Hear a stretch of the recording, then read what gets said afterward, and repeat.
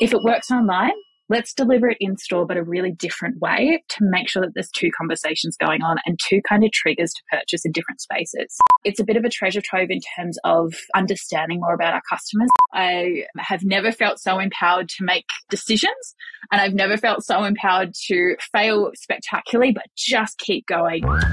Welcome to Add to Cart, Australia's leading e-commerce podcast that express delivers all you need to know in the fast-moving world of online retail.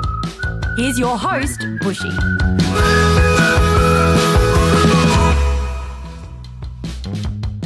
Welcome to another episode of Add to Cart. I'm Bushy and I'm joining you from the land of the Turrbal people, otherwise known as Brisbane, Australia.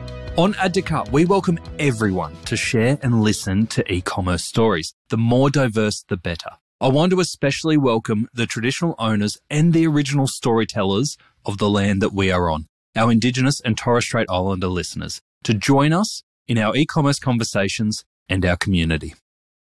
I think we all know that the skincare category is very crowded, but today's guest has made a big splash in this space by utilizing the science and proof behind an emerging ingredient, hemp.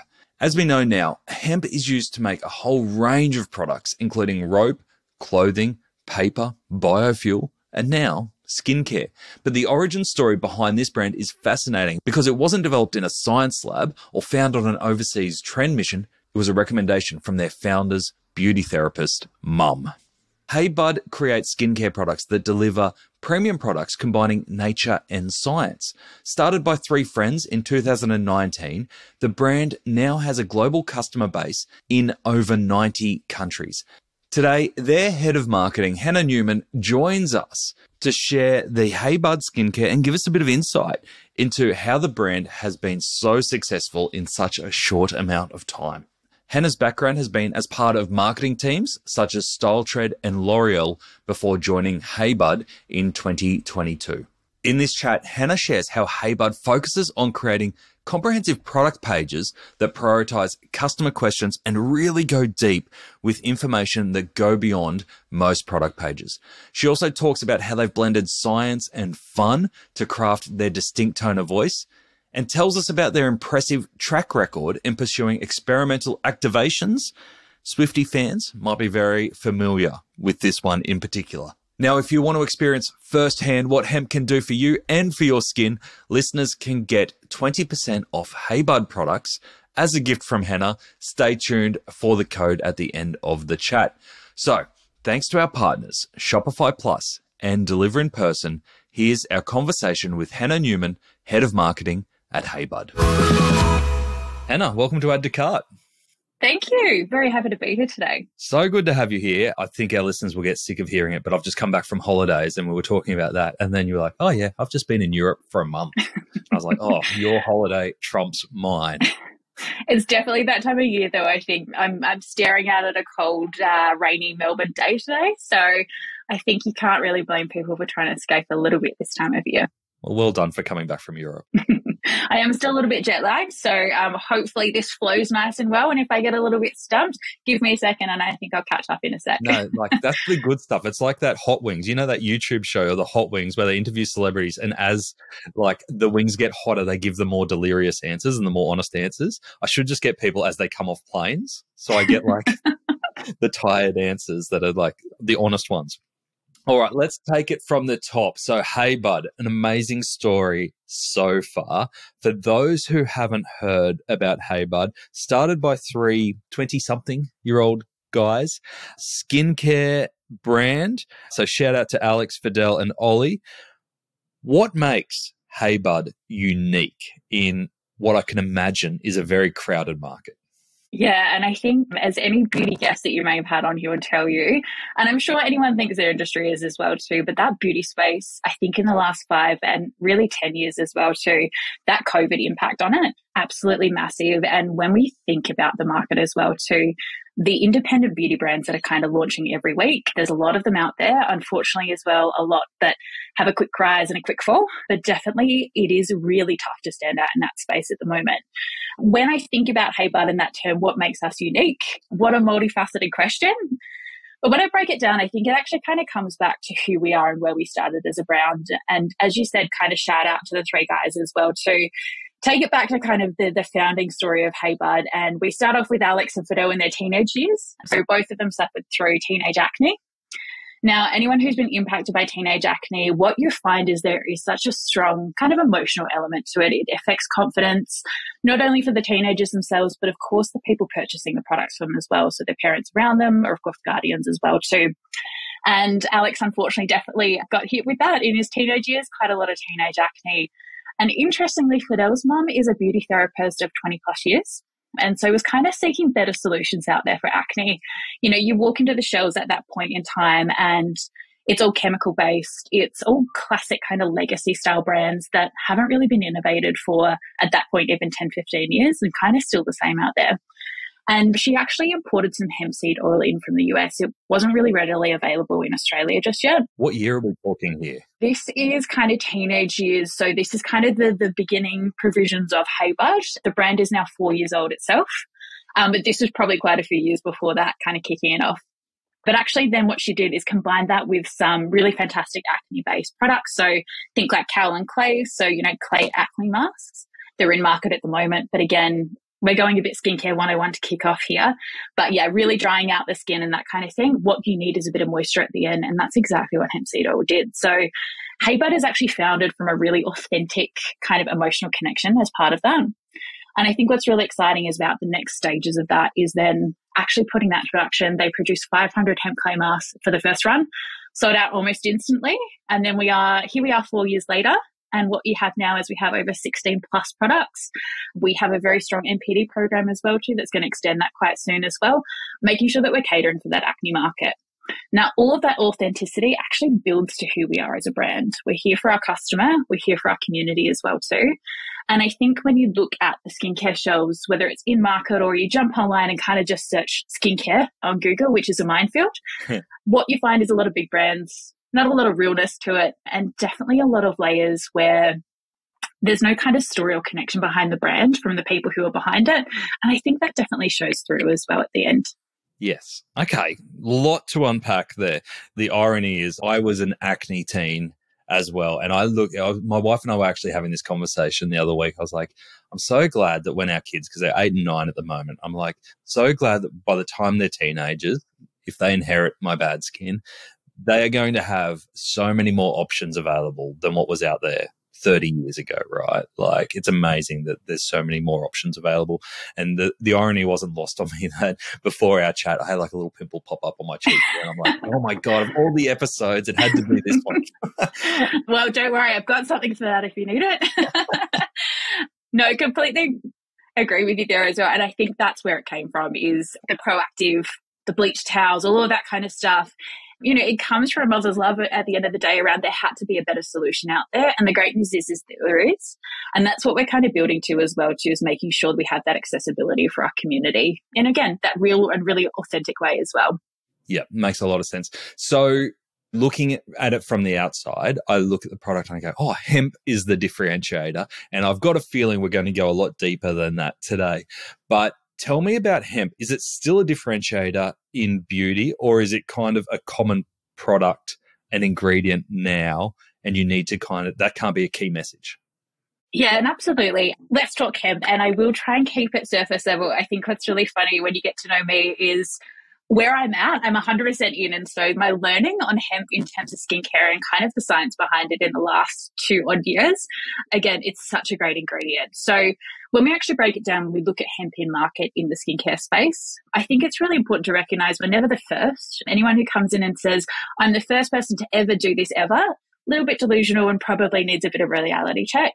There's brands who've done it out there before us, but I think when I look back to us and where hemp actually fits in as our differentiator, it's the way we're actually delivering it to market. So when you look at our products, we're a hemp-powered skincare brand, but when you look at us on the shelf, we've got really subtle mentions to it. It's not that cultural stigma that kind of fits behind the word hemp and obviously the plant that is associated with that.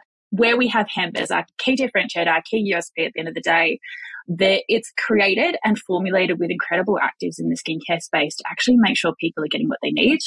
And that really, again, I'm sure we'll dive into kind of product loyalty in a minute, but actually that is a really key space for us in the marketing piece for HeyBud is our products work. And people are so happy to shout about it from the rooftops about it.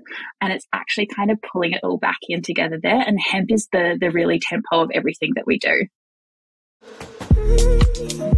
As Add to Cart listeners are high-performance athletes, you would be very aware that gains only come when you eat well, exercise regularly, and get good rest. You can't just do one. I mean, it's obvious for us. So when it comes to your tech stack, why should it be any different? This is what the LSKD team thought as they continued their omni-channel growth and international expansion. Offering online in the US? Shopify Plus. Open retail stores rapidly? Use Shopify Plus. Make a scene with pop-up experiences? Shopify Plus. There are no weak links here, and the gains speak for themselves. Since migrating to Shopify, the LSKD team have seen a 37% increase in online sales, with over 200% year-on-year growth for US store revenue and a 400% increase in POS revenue. With Shopify Plus, there's no skipping leg day because they've done it for you. Check out shopify.com/au/plus and get in touch with the Aussie Shopify Plus team to see how Shopify Plus can help you unify your tech stack for growth. From a marketing perspective, if hemp is your main ingredients and one of your USPs, I can tell that there is so much more about hemp that you want to talk about and that you want to tell us all the scientific benefits behind it. From a customer perspective who may not even differentiate hemp from the associated plant, and, you know, it's a murky area if you're not in the space. How do you tell the story of hemp to a customer who may not be as invested as you are? Yeah, great question, because it's a great challenge. And there's two layers to that. Yeah, how do we move away from the cultural stigma and deliver what we're trying to do, which is premium skincare? But then also, how do we educate in a way that feels everyday? So we talk to our customer in a real way. We're not here to give you Science 101, although, again, myself and the lovely product development team, shout out to Lara at HeyBud, will definitely love diving into the science behind it. That's what we're here to do, and we're here to deliver kind of that top level, this is what you need to know about hemp for our customers. So there's a couple of really key benefits to hemp in skincare. Number one is anti-inflammatory. So actually supporting inflamed, angry skin. So think acne-based skin. There's a lot of anger in that nice redness that you're going to have, whether it's during breakout or post-breakout as well too. Hemp also has a really fantastic balance of omegas 3, 6, and 9. So again, that repairing, that healing and protecting. And also as well, it's a natural humectant, which means, again, 101, you're going to get a lot of moisture kind of protection from hemp. So where people with acne sometimes are a little bit scared of, you know, putting moisture back into their skin, they kind of associate it with oil. One of the really key factors of healthier skin, you know, if you do have acne, you need to heal and repair your skin.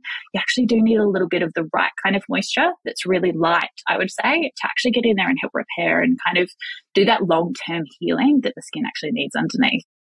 Do your customers actually care around the explanation that you've given there, or do they, as you referred to earlier, more care about the results on real customers? You talked a lot about before and after, and you can see that all through your sites, all through your social. There's a real element of UGC and before and after photos. Is that more powerful than trying to explain the concept behind hemp? If I can split that answer into new and returning customers, that is the easiest way to go here is, at the end of the day, again, skincare, what do people want? They want it to perform. So from a new customer, what do they want from new brands they're being introduced to? They've just been served a paid ad. Maybe they're getting a bit of SEO, seeing something on social that's blowing up. They just want to know that the skincare that they're using is working, that they want to use rather, is going to work. And that comes a lot from social proof, of course, as you've mentioned there, those customer reviews, that kind of UGC-based content as well too. So that is that new customer pool, is they want to feel like they are not being recommended a product by a brand. So it's not us saying, hey, come to HeyBud, we've got what you need, it's going to work, it's going to change your life. What we actually do is really nurture that community to support the message for us. So again, where these new customers come to us, it's not us standing here saying, hey, we've got it. It's actually other customers recommending it to them. So in that space, at the end of the day, what's important, it's about that performance message coming from a different customer. So that's social proof there. On the returning customer side of things, how do we keep them engaged? And how do we teach them about, okay, cool, they've now used our product. Of course, they love it. And how do we actually keep them in the Hey Bud loop? How do we introduce them to new steps in their routine, making sure that they're getting what they need as well for their skin type? And a big part of that is education. So again, this is an education at science-based level that we do in the office to make sure that the customers don't. But it's actually about those little snippets of education. Hey, this is why your product's working. Hemp seed oil does this. Oh, okay, you're seeing those results. Fantastic. So again, kind of providing that confirmation bias where they've bought a product, other people love it. That's why they kind of converted in the first moment. Yet when you actually bring them into the fold, we're finding that, they actually really appreciate a little bit of education to really understand why what they have in front of them is going to be a little bit better than maybe something else they've had previously, or, sitting on the shelf or in the search terms on Google as well. It's a good point, isn't it? Because if you are expecting your customers to go out there and shout about your brand or advocate for your brand in conversations, it's nice to give them that little bit of extra information so that they can answer the but why questions. Like if it comes back at them, because no one wants to be left going, oh, this stuff's really great, it works. And then have their friend or, their partner go, but why does it work? And they go, oh, I don't know. So arming them with that information is really useful. And even bigger than that, when the next new shiny skincare brand pops up and has a bigger marketing budget than we do to tell them about why their brand's better, it's really important to make sure that your customers feel like they have the education as well too, that they're the ones informed. You don't want them going out there, as you said, kind of feeling like they're recommending something just because it is in a pretty packaging, which to be fair is a really key part of our strategy. But actually more than that, we want them to feel like they understand the brand, they're connected to the brand. And it's really interesting that I know a lot of brands out there that education space is kind of secondary, third, past all the other information that they feel like converts stronger. But it's actually really important in long-term loyalty as well. Again, that connection piece with community is really what you have to nurture. I mean, that hurts. That's a long-term play. You don't really see instant results from it. But it's about kind of working into the messages along the way. And again, making sure the customer journey, you're kind of hitting them at the right times of what they want to hear from you as well. Love it. All right, we are going to dive down the loyalty and the ambassador side later, but I want to start with acquisition. Can we start talking about the channels that you're distributing through? So I understand it started as D2C, but I know now that you've got some retail partners on board as well. What are the distribution channels that Hey Bud rely on? Yeah, so absolutely. For the first 2.5 years of Hey Bud, we were D2C only. And I think the incredible story about that when you reflect on other brands in our market that we play in is we had 2.5 years of learning about our customers before we even tried to tackle the retail market in Australia. So we are now, when we look at Australia, we are now in Priceline. And watch this space. Let's just say that is the next stage. And we also have retail partners in New Zealand as well too that we launched in the last kind of 6 to 12 months that, again, performing very strongly. Now, the reason we were able to make really kind of insightful decisions in that retail space when we got to it, rather than just kind of throwing something at the likes of Priceline buyer and going, buy this product. No one's ever tried it before, but we think it's going to be great. We were able to walk in there and say, this is our customer. This is where they're shopping in Australia, and this is the next stage of growth for us. And it's a very informed decision.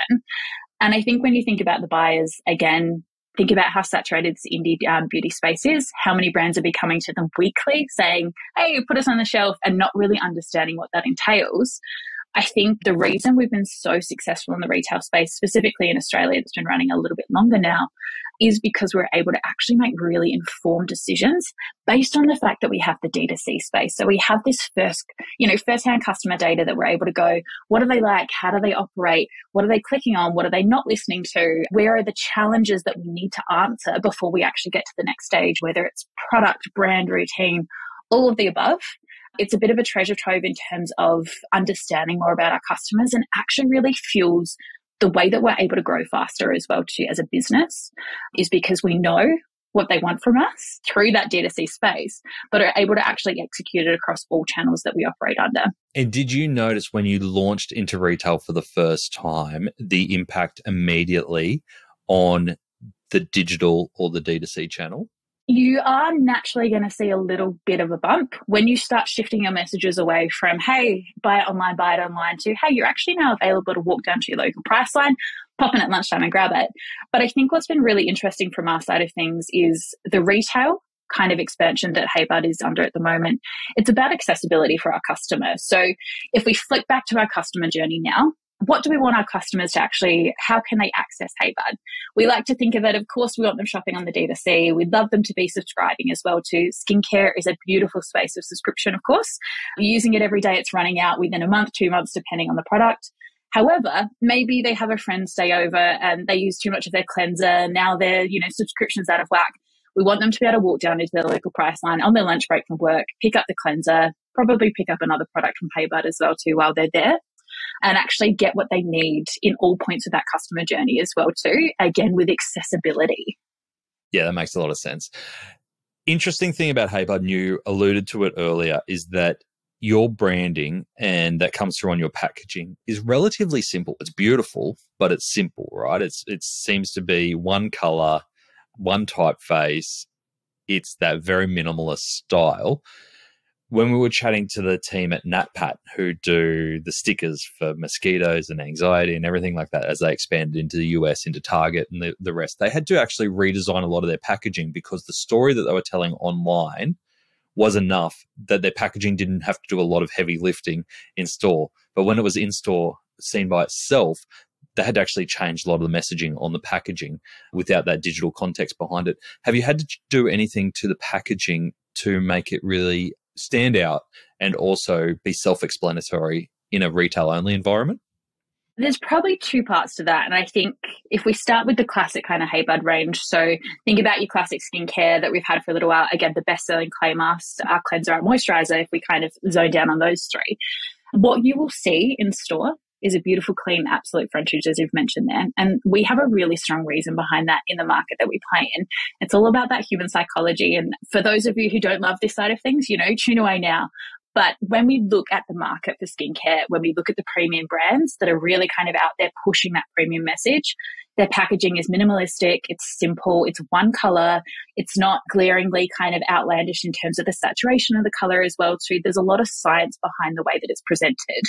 And of course, when we look at what HeyBud is in the market, we're that accessible kind of premium style product. So we wanted to make sure that we were still delivering that on shelf, still giving people that experience as well too, especially in the likes of Priceline that really often that kind of masstige space. So not your supermarket solutions, not your kind of Mecca Sephora solutions, but somewhere in between. We wanted to make sure that we had that presence. And so education is important, yes. But as part of that, we have point of sale. So we've got all of the lovely in-store terms for POS that some of the e-com listeners may not be across yet around wobblers and gondolas and end caps and things like that. That's where we educate. Whenever it's said in a serious retail meeting, whenever the word wobblers is said, it's a highlight of a meeting. Yeah, absolutely. And I love the fact it's so descriptive of what that thing actually is as well, too. But yeah, that's where we educate. That's where we do, let's call it the sell, the hook, I guess, if we're in that e-com space. But actually, we're still presenting a product that's nice and strong. Of course, everything we do in store is backed up through socials, through our EDM, through our website. That's where we kind of educate further. But interestingly, part two, and this is where the brand has definitely evolved and built and is finding strength after strength, is we do now have what I would call kind of retail offline optimized style products. Now, these products are the products that probably the e-com world don't love as much. They're lower price point. So again, you're not really driving up AOVs online. They may be heavier as well too, which of course shipping challenges we don't love online, but in store on a shelf, something a bit bigger is probably going to be heavier, looks great on a shelf.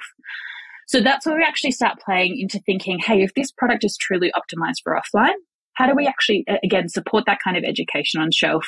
You'll see it across pimple patches, which are just, the offline market is incredible for that growth of us for a product. And also our lip balms as well too, that we have been talking a lot about lately. But yeah, really excited to kind of see them in the retail space soon again. They're a little bit busier on the packaging at the front, but you're still getting that kind of minimalistic kind of edge to it that HeyBud really has as its core branding. I think that's really interesting because a lot of the time as brands think about the split between D2C and retail offerings from a product perspective, there's that thought of, okay, we'll offer everything, the extended range online, and we'll give retail the core offering so that we can still, we can acquire customers through retail, but if they want all the different variants, all the different styles, they have to shop with us D2C. But I love what you're saying there around, actually, there are some things that just work well in retail only. And I could imagine that makes your retail partners very happy to have exclusive access to that. We hope so, yeah. And it's really funny what you've said there. Yeah, that is a really classic, probably e-com first thinking of let's put some stuff online to drive people to D2C. And, the retail offering can just be about accessibility. So get our top selling out there, make sure, again, it's accessible, pick up on the lunch break kind of thinking. We at Hobart have actually switched that on its head, and for good reason and for good results as well too. We have something which is our mini clear skin starter kit. So when you look at our D2C, we have packs, so pre-bundled kind of routines, let's call them, again, works perfectly in the skincare space. Our highest selling one is the clear skin starter kit. So 4 steps, really simple. Again, education level is kind of lower from a skincare perspective, so anyone can purchase this, step into it, start using Hobart, and of course fall in love with it. What we actually did with the retail space, so in that offline channel, is create a mini clear skin starter kit. Now, what that does is give the customer that experience in the offline channel. So actually on the shelf, they're able to go, hey, here's the routine to start me off with Hobart. Of course, as a little bundle, it looks really great on shelf as well too. But that mini kit, the one online is full size, the one in offline is mini. That is an exclusive for our offline channel. And it actually gives us the ability to create a conversation from both sides. D2C, you can get everything you want except for that one, but it's about building your own routine, of course, getting discounts through Build a Bundle and things like that. There's always freebies. We do a whole lot of GWPs and kind of merch at Hobart. That's all available online. However, we do need some driving factor for the offline space as well too, and that's where you get really strategic and kind of build that into the architecture of what we do.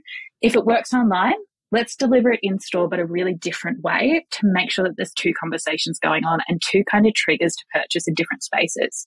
I love it. And do you have any way to measure cross-purchase of in-store and online? So maybe a customer who discovers the mini pack in store and then coming back online to buy the larger version of it?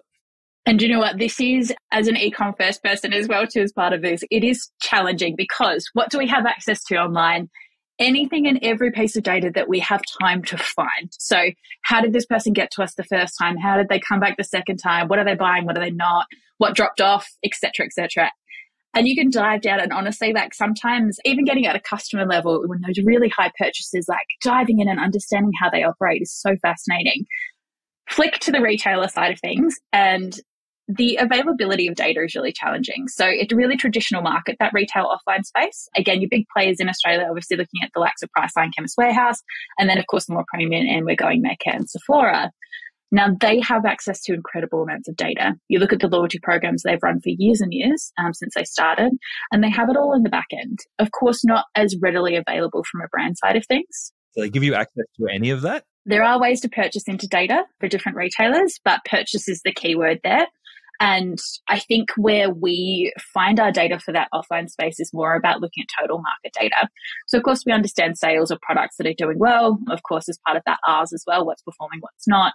The offline space as well, too, where, online we speak about this kind of one whole catalogue. When we go into the offline space, we're talking about different bays.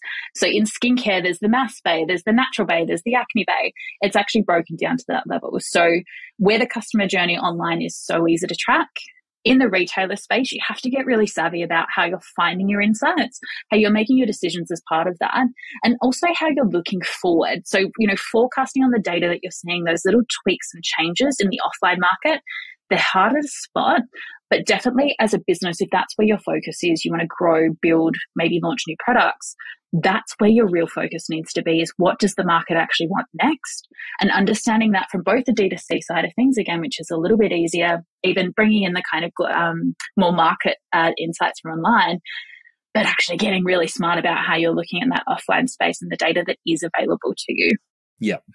Oh, I love it. There's so much. I've got so many more questions there, but I want to bring us to your web asset because I think it's really interesting. If anyone goes to the HeyBud website, heybudskincare.com, have a look at it because you're on Shopify? We are, yes. But it doesn't look like a off-the-shelf Shopify store by any means.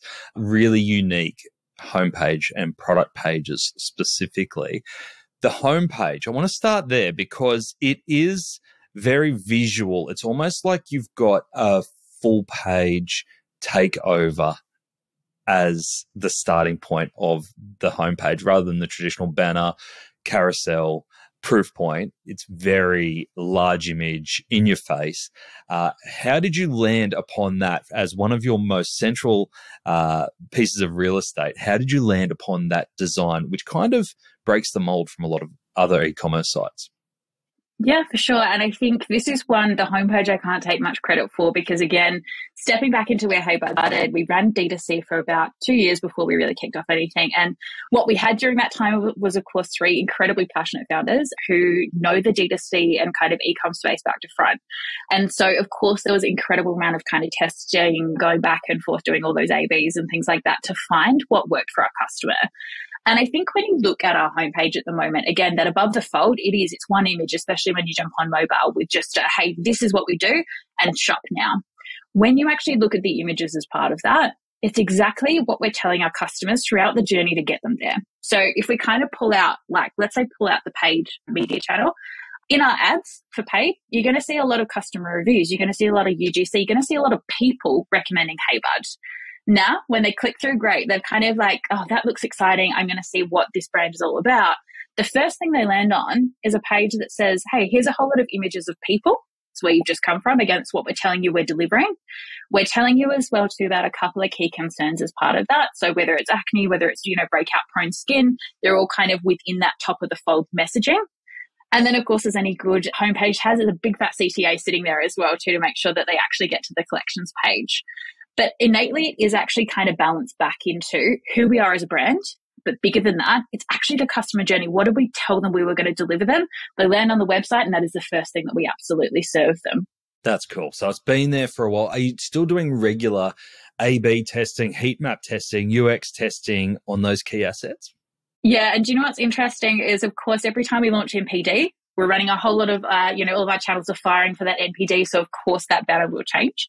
But interestingly, kind of chatting about it today, because like any good brand, we are looking at a homepage refresh at the moment. So love that you've picked up on that. But again, the core principles behind what we're talking about of why we've had that and why it's performed for so long is exactly what we're kind of bringing into that new homepage refresh is delivering people what we say we're going to deliver them. And I know that doesn't sound particularly profound, but it's so interesting to look at so many people in the market who maybe they're more aesthetically kind of leaning, and yet their paid ads are kind of screaming about this customer and that customer.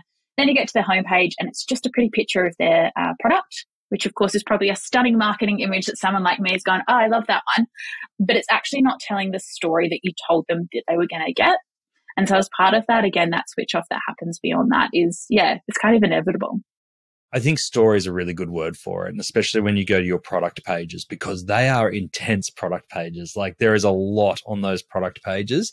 And if you go in and have a look, obviously you've got the product images in there, but there's a lot of video, there's a lot of how-to, there's a lot of UGC.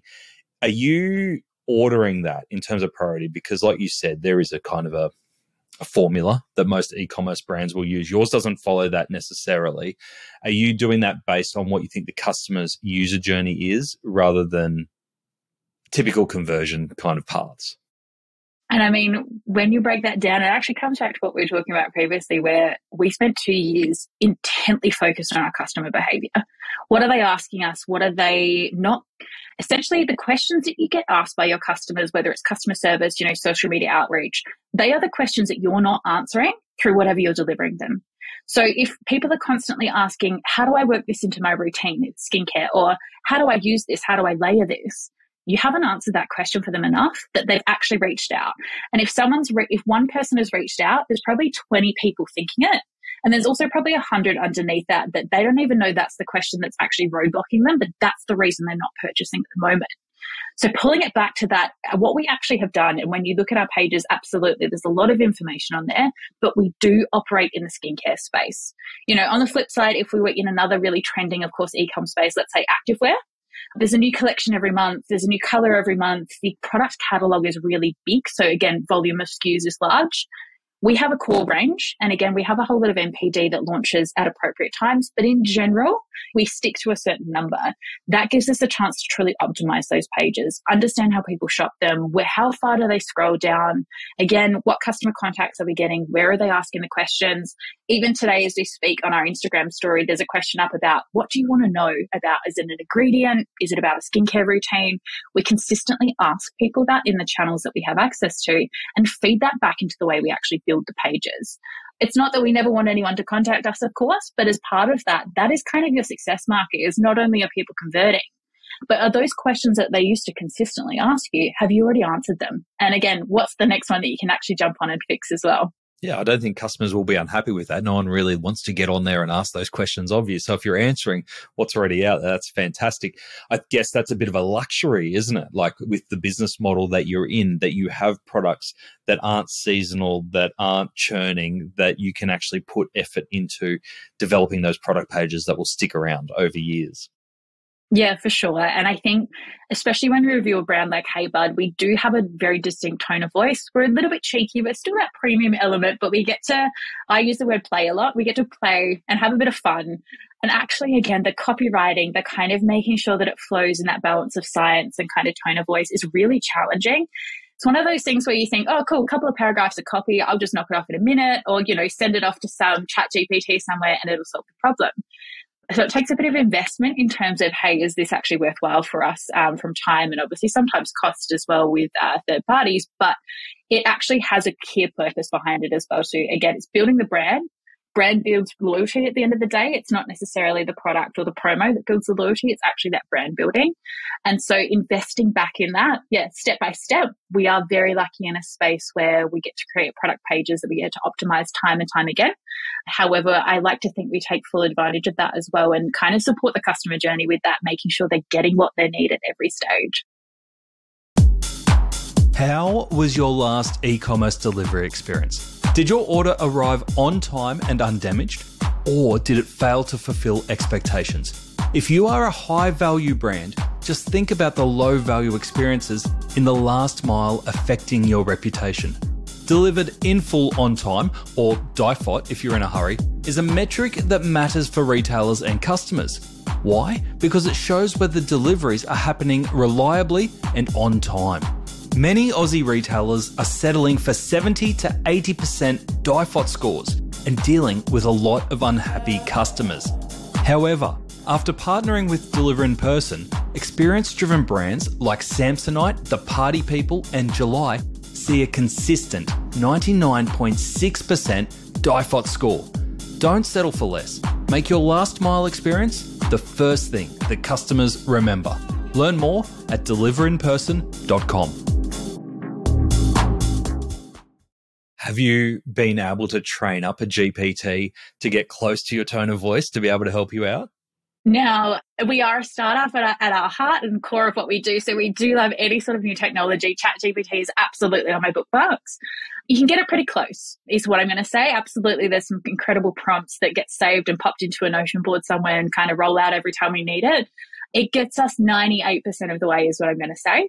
But I think the great thing about what we do is we have the base of the copy already there. Again, it's probably more science-y to begin with. And then we actually play with tone of voice and build it into something that our customers kind of respond to as the voice that they know from Hey Bud. Yeah, that makes a lot of sense. You've got to get the tone right before you can train a GPT up.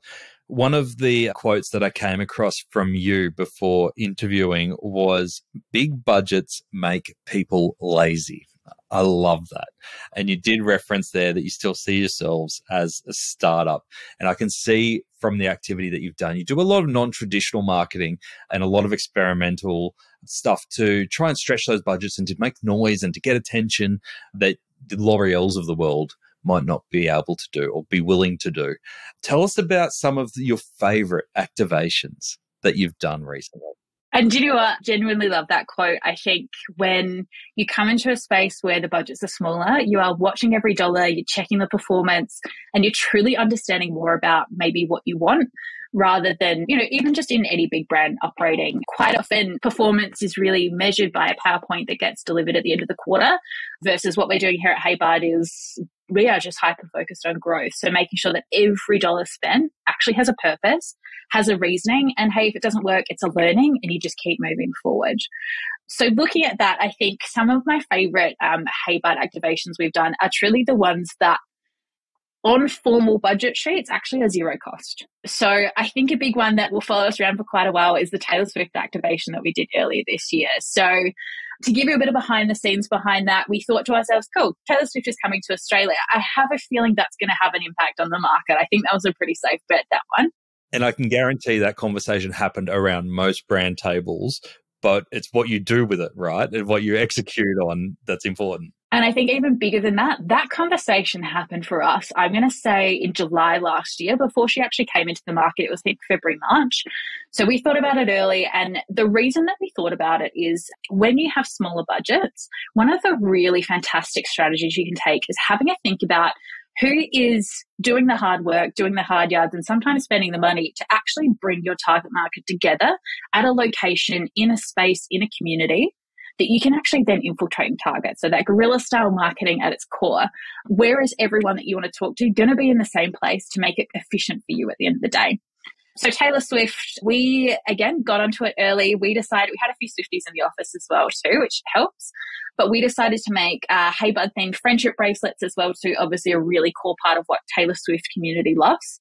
So we weren't just coming in and handing out products that didn't really have a fit. It was just kind of, that was a sampling activation. Oh, cool, we'll do that. We actually worked to think about the community that we're going to enter, that we're going to tap into, and actually making sure that they're getting something from it as well too. And the results from that campaign were incredible. Not only that, did we do the Melbourne one? Our office is based in Cremorne in Melbourne, so very close to the MCG. It went so well the first week. We actually sent some of our team to Sydney the second week to continue it as well too. We had national media coverage here in Australia, but also globally as well too, which is incredible, kind of from a brand that, again, from a traditional budgetary sense, that was a zero cost activation. But the incredible part behind that is the pre-thought and the strategy. So these creative ideas, you need to create space in your business for people to think. And that isn't, hey, it's 10 past 5 and I need you to think of the best creative idea ever. Of course, that's not the right space for it. It's about actually getting really strategic, thinking long term, but then pulling back into the now and going, hang on, if that's happening in 6 months' time, is there something I could achieve now that would actually tenfold it in a really, again, cost-efficient way as part of that? Yeah. I can imagine that you and the team aren't sitting around twiddling your thumbs going, we've got nothing on, we're a bit crazy at the moment. How do you create space for you and your team to think creatively, to have those moments at the right times, to be able to pull off those low budget but big impact activations? I think what's really important in marketing space is finding a team around you that loves the data, loves the insights, loves really important kind of insightful driven decisions. But on the flip side, those decisions and those kind of actions are actually made tenfold with creative ideas to bolster them. You know, creativity comes in all form. It can be about project management, solving problems in different ways before. It's not, I'm not talking creative as in getting on and doing a design on Photoshop kind of thing. And again, the challenge is where people's brain are kind of stuck in the BAU, the admin side of things, the day-to-day, that doesn't create a space where you're supporting that. And so again, a big thing for HeyBud, and personally, anyone who's worked either with me or reported into me knows, is I'm all about that efficiency piece. And essentially what we want to happen as a business and as a team and as a leader in the business as well, is I want the team around me to be able to achieve their BAU tasks. So let's say, we're pumping out campaign emails every week. That's a standard. We know that, we've done that for years. How do you get 10% faster on that? And then take that 10% and actually put it into the big thinking. One of the core HeyBud values we have is around blue sky thinking. So you're probably going to have 10 crazy, wacky, ridiculous ideas, and only one of them is probably going to be actually impactful enough to go, yeah, actually, this is something we can pull off and it's worthwhile. But you need to be able to think about those 10 to actually hit the one. And again, coming back to HeyBud's values, another one of our core values of what we do is about failing fast. So doesn't matter if you try something and it doesn't work out. If you, at the time of making that decision, truly believe that was the best choice, doesn't work out in the middle for whatever reason, learn the reason why that didn't work out and just keep going. It's one of those spaces where I have never felt so empowered to make decisions, and I've never felt so empowered to fail spectacularly, but just keep going. We learn really fast. And I think from the learnings that you have as well from those failures, that's where you're going to kind of pick up the fastest and actually get that true growth out of it. You mentioned Notion before as a place that will store your GPT prompts that you've seen that'll work. Have you got processes or places where you store ideas that may have landed on the cutting room floor as a not for now, or lessons from past activations, so that you can continually document and go back to them?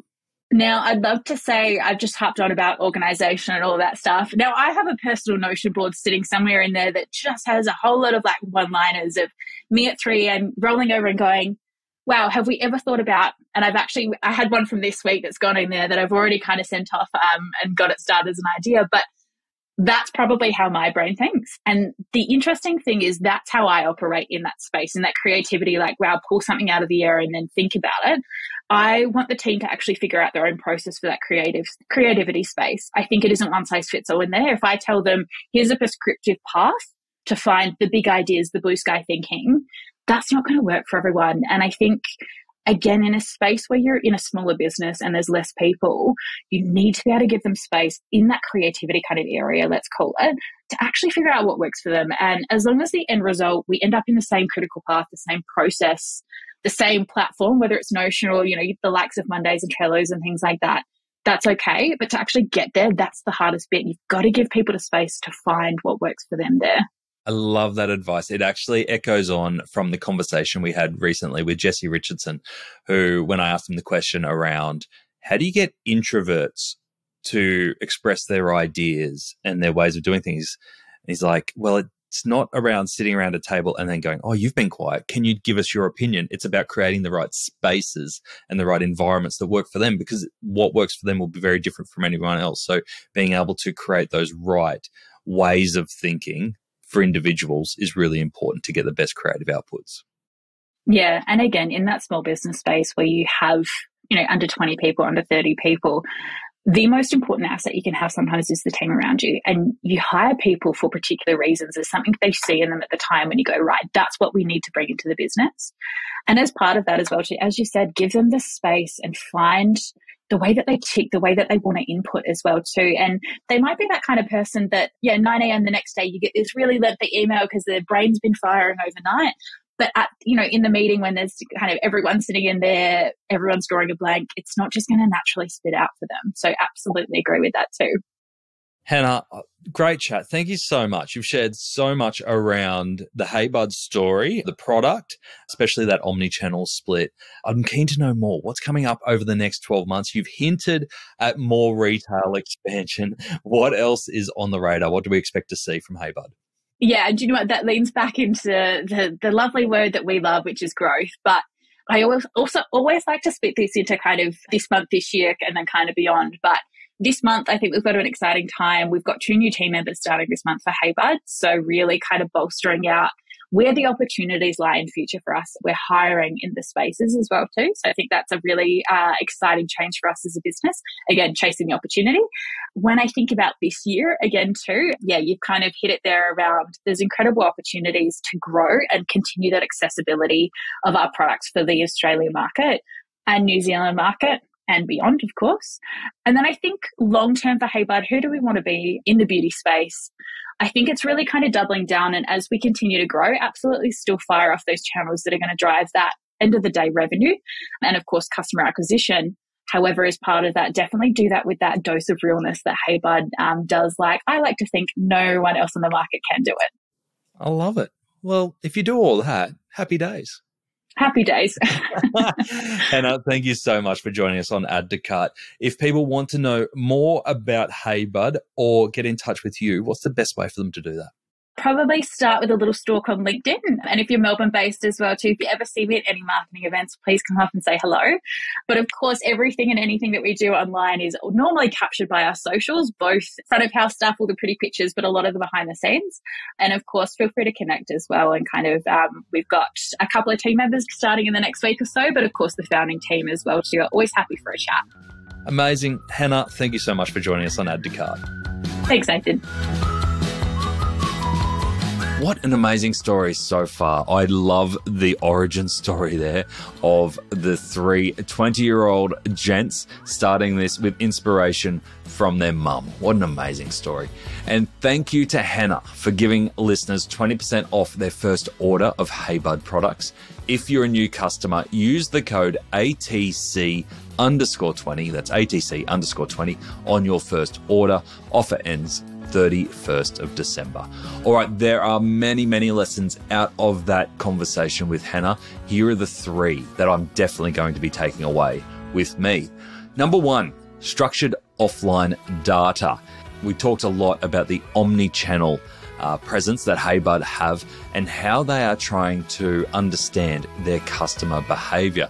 As Hannah mentioned, there is a multitude of data available offline. It may not connect perfectly with your online data, but it is out there. So be savvy with your data, particularly in the offline space. What do customers want next? Hannah let us in on a little secret around that you can purchase data from retailers like Chemist Warehouse. Make sure that if you do plan on using this offline data, make it part of your wholesale negotiations from the start. Number two, always evolve key info and FAQs. Obviously with HeyBud, it was a bit easier because they've got a limited range and products that never churn. But the questions that you get asked by customers directly through live chat, through phones, through email, are the ones that you're not answering for them on your website. It seems easy, but a lot of retailers don't do this. For every customer that asks a question, there are 20 that want to know the same thing and many that don't contact you and don't buy. Keep a record of all the questions that you're being asked and make sure you implement them both in your FAQs, product pages, and elsewhere on your site where your customers might be thinking the same thing. And number three, go with your community. You don't always have to lead a community. Sometimes it's just as powerful to jump on board where your community is and try and add value, even if it's totally outside your realm. Identify where someone else has done the hard work to bring your target audience together and then create an activation to reach them there. But as we heard from Hannah with the Taylor effect, it doesn't mean that you don't have to plan or be creative. Sometimes it can be even harder to amplify what is already a very exciting time and make your brand a part of it. Before you go, we'd love to invite you to join our free e-commerce learning platform, Add to Cart Campus. Meet other professionals and learn from e-commerce experts to take your business and your e-commerce career to the next level. Register to join Campus at addtocart.com.au/campus. Now, if you enjoyed today's episode, make sure you share it with a friend or a colleague, or even better, leave us a review on Spotify or Apple. It really makes a difference.